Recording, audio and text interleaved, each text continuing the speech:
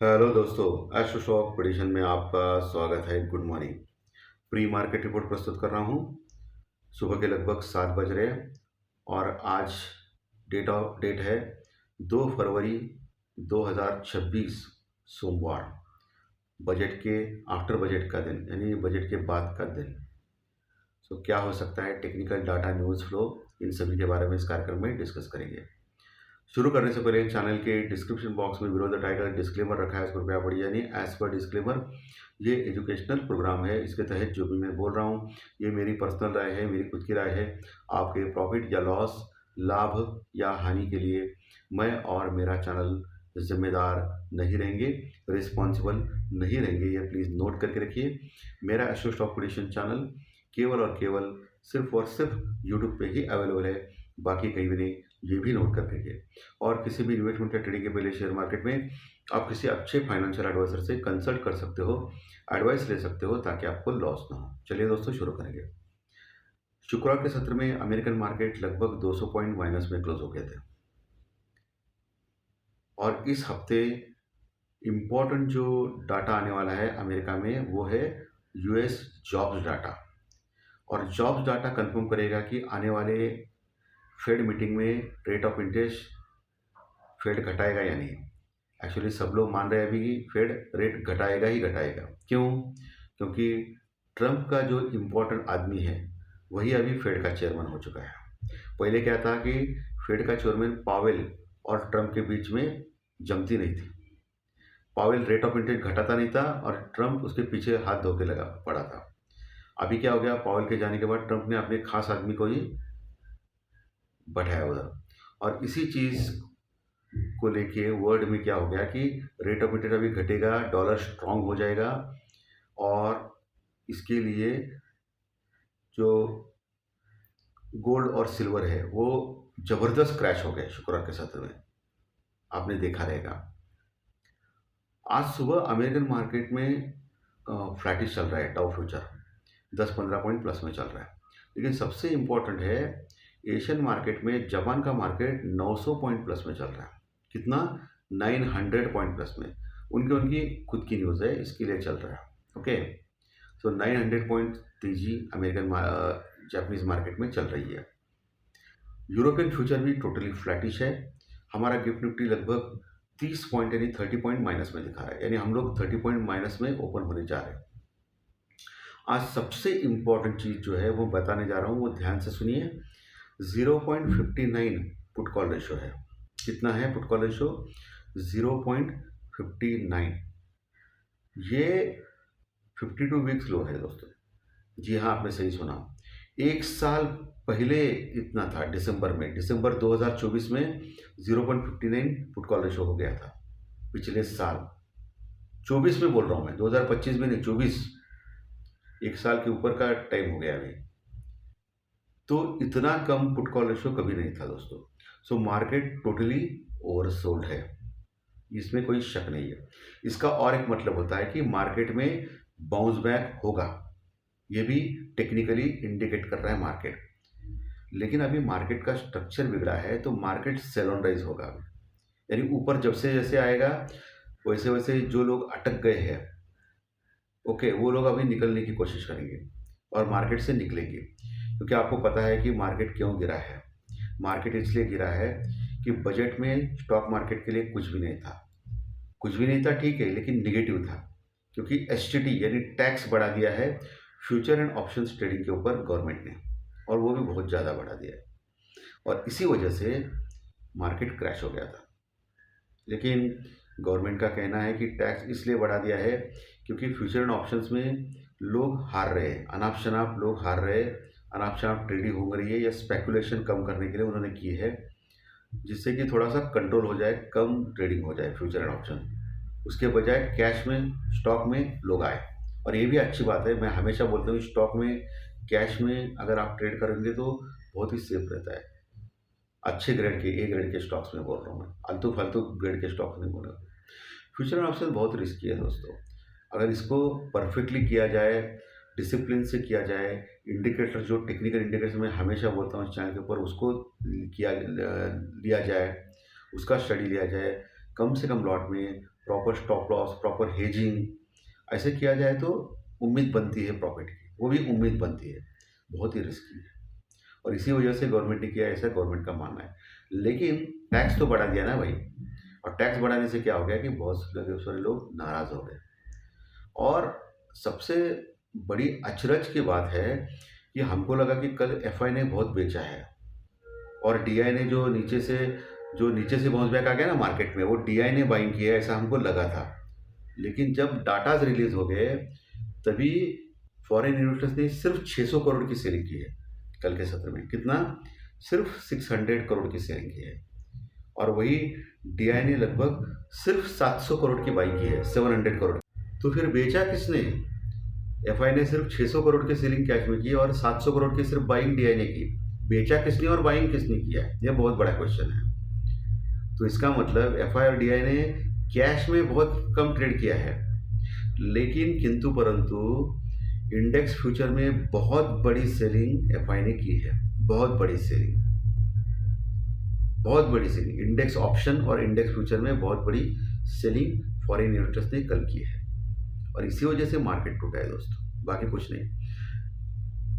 बहुत सारे लोग बोलते हैं कि एफआई के पास अभी माल कितना बचा है, क्योंकि एफआई की जो लॉन्ग पोजीशन है इंडेक्स फ्यूचर में वो केवल 12% है और शॉर्ट पोजीशन अभी भी 88% है, 88% है। यानी अभी वो अपने शॉर्ट्स कवर नहीं कर रहे, सिर्फ लॉन्ग पोजीशन 12% है। तो पोजीशन कितनी है एफआई के पास, बहुत सारे लोग पूछते हैं। तो उनकी पोजीशन बहुत है। एक बीच में न्यूज़ आ गई थी, वो मैंने पढ़ा था कि 68 लाख करोड़ की पोजीशन है उनकी, 68 लाख करोड़। और बेचा कितना? बहुत कम बेचा है। अभी बहुत माल पड़ा है एफआई के पास।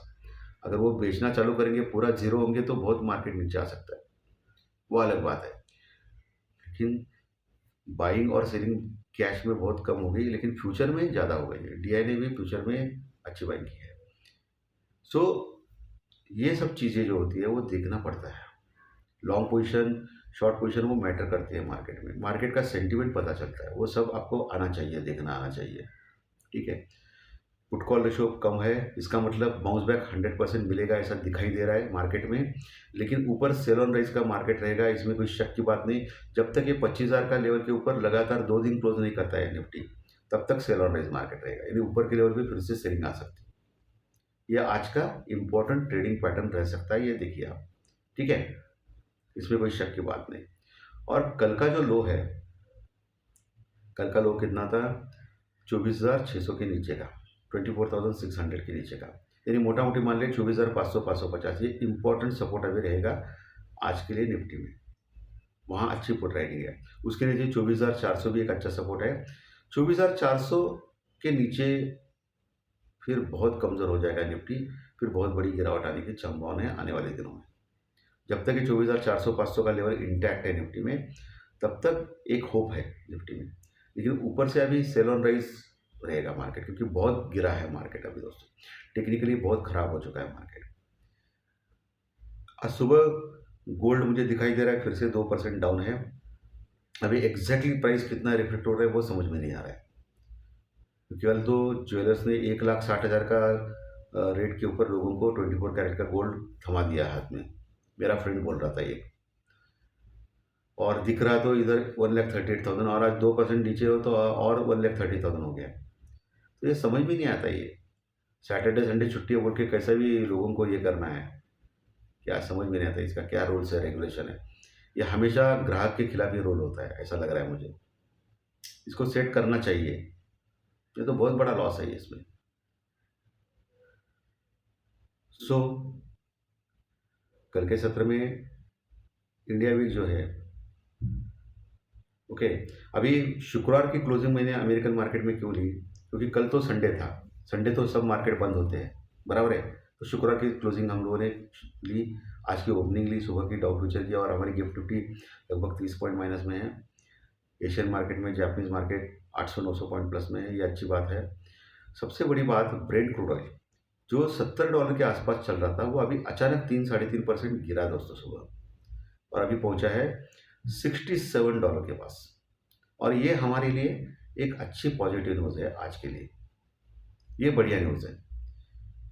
क्योंकि ब्रेंट क्रूड ऑयल अगर बढ़ता था तो हमारे ऊपर टेंशन आता था, लेकिन अभी $67 के आसपास पहुंचा है। सो ये एक राहत भरी न्यूज़ है हमारे लिए, $67। इसका मतलब बाकी के पॉइंट्स भी है, प्लस अमेरिका ईरान के बीच में टेंशन भी कम हो गया है, तो ये एक अच्छी बात है। इसीलिए गोल्ड और सिल्वर फिर से गिर सकते हैं, ऐसा दिखा रहा है, ये इंडिकेट कर रहा है। अभी ओपन होने के बाद पता चलेगा। ओपन भी स्लाइटली नीचे ही आ गया है गोल्ड, देखना पड़ेगा अभी 9 सवा 9 बजे ओपन क्या होता है। सो $67 के आसपास जो ब्रेंट क्रूड ऑयल आ गया, ये अच्छी बात है। फिर इसका मतलब मैंने आपको क्लियरली बोला था कि $62 to $68 इन बीच में ब्रेंट क्रूड ऑयल घूम रहा है, टाइम पास कर रहा है। गोल्ड भी 1,30,000 के नीचे अगर निकलता है, 1,30,000 के नीचे 24 कैरेट का, तो फिर 1,10,000 तक जाने का दम कम रखता है, ऐसा मुझे लग रहा है। ये मेरा अनुमान है, मैं गलत भी हो सकता हूँ। अगर 1,30,000 के ऊपर अगर टिकता है तो फिर से 1,60,000 तक जाने की कोशिश कर सकता है। ओके, ये मेरा अनुमान है, मुझे लग रहा है ऐसा। तो आज का ट्रेडिंग सेटअप क्या रहेगा? पुट कॉल रेशियो के दम कम के ऊपर मार्केट बढ़ सकता है, लेकिन ऊपर के लेवल पे सावधान रहना है। निफ्टी में 25,000 25,050 का इंपॉर्टेंट रेजिस्टेंस सपोर्ट लेवल अभी है, क्योंकि 25,000 के पास अच्छी कॉल रेटिंग हो गई है, यानी मंदी करने वाले लोग बैठे हैं। उसके ऊपर अगर निकलता है 25,050 के ऊपर टिकता है, तो फिर 25,200 का लेवल भी आने के चांसेस है, क्योंकि इतनी ओवरसोल्ड है मार्केट। 25,200 250, लेकिन वहाँ बड़ा रजिस्टेंस सपोर्ट लेवल रहेगा आज के लिए निफ्टी में। 25,200 250 पास सेलिंग का प्रेशर आने के चांसेस है, उसके ऊपर जाने की उम्मीद थोड़ी सी कम लग रही है मुझे।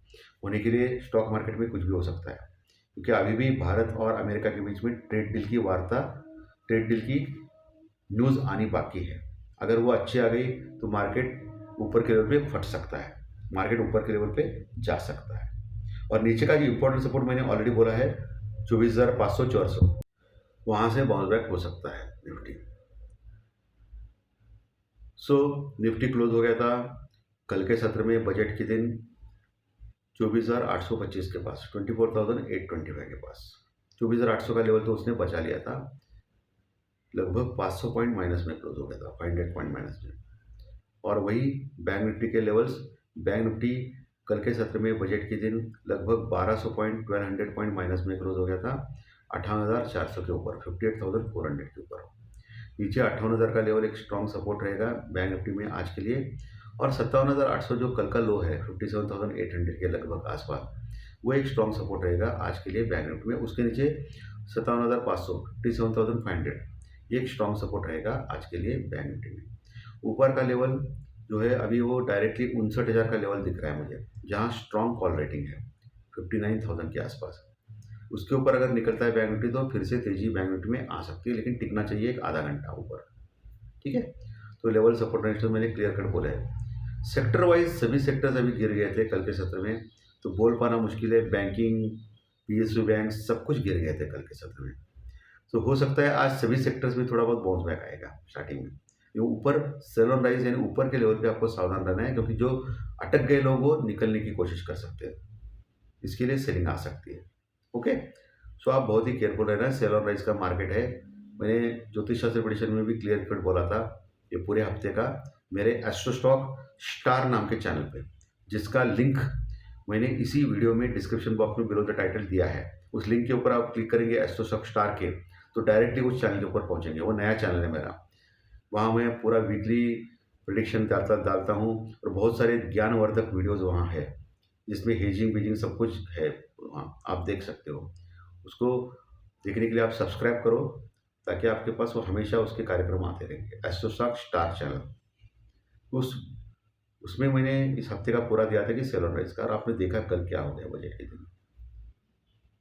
सो एक आपको इंडिकेटिव होता है, ये मैं हमेशा बोलता हूँ, ज्योतिष शास्त्र प्रेडिक्शन हो या टेक्निकल डाटा हो, ये आपको दिशा दिखाती है। इसका यूज़ करके आपको आगे बढ़ना है। ये हमेशा 100% सही नहीं आ सकती है, इसको बस दिशा दिखाने के लिए यूज़ करना है, आपको बस दिशा मिलने के लिए यूज़ करना है रादर देन। ओके, तो दोस्तों आज का सेशन अच्छा लगा तो लाइक दबाइए, कमेंट बॉक्स में कमेंट किए, और जो नए दर्शक पहली बार चैनल देख रहे हैं वो सब्सक्राइब का बटन जरूर दबाएं, ताकि आपको आने वाले सभी वीडियो इसी चैनल के ऊपर सिर्फ और सिर्फ यूट्यूब के ऊपर जरूर देखने मिलेंगे। धन्यवाद, फिर मिलेंगे ज्योतिष शास्त्र प्रेडिक्शन में दोपहर में। Thank you very much.